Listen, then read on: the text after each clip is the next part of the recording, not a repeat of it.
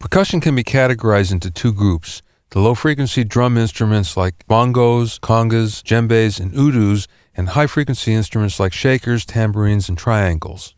In this video, I'm going to show you how to equalize the high-frequency hand percussion instruments. So the first thing we're going to do is have a listen to the track with the tambourine in it, and the tambourine is actually adding some motion. The beauty of this is we won't necessarily hear it, but we can feel it in the track.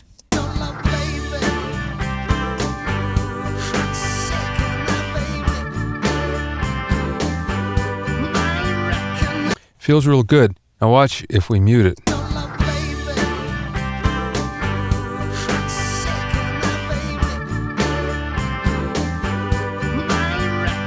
It's a very subtle thing. It just adds some motion, which is what percussion usually does. And that's why record producers, from the time there were record producers, always wanted to have percussion on the track. Let's listen soloed.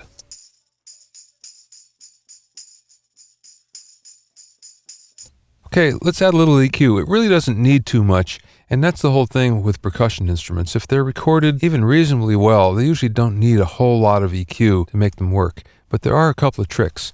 Now, first thing is we're going to go back to our high-pass filter, and watch what happens here.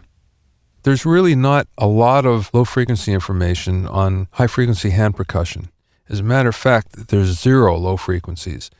If we actually roll off everything from about 1K, believe it or not, we won't notice a difference. Have a listen.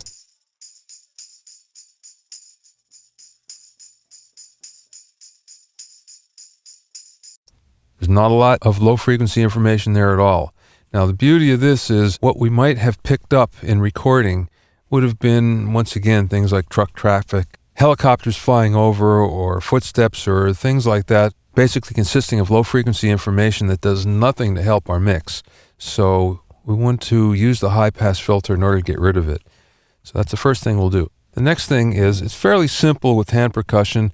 Anywhere between 5 and 10K or so, add a little bit of a boost, and all of a sudden, that particular percussion instrument will jump out of the track.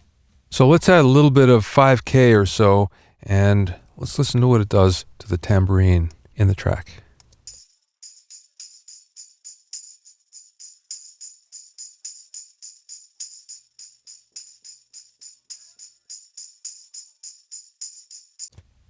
There's a little bit more definition to it, and let's listen to what happens when we play the tambourine with the rest of the instruments.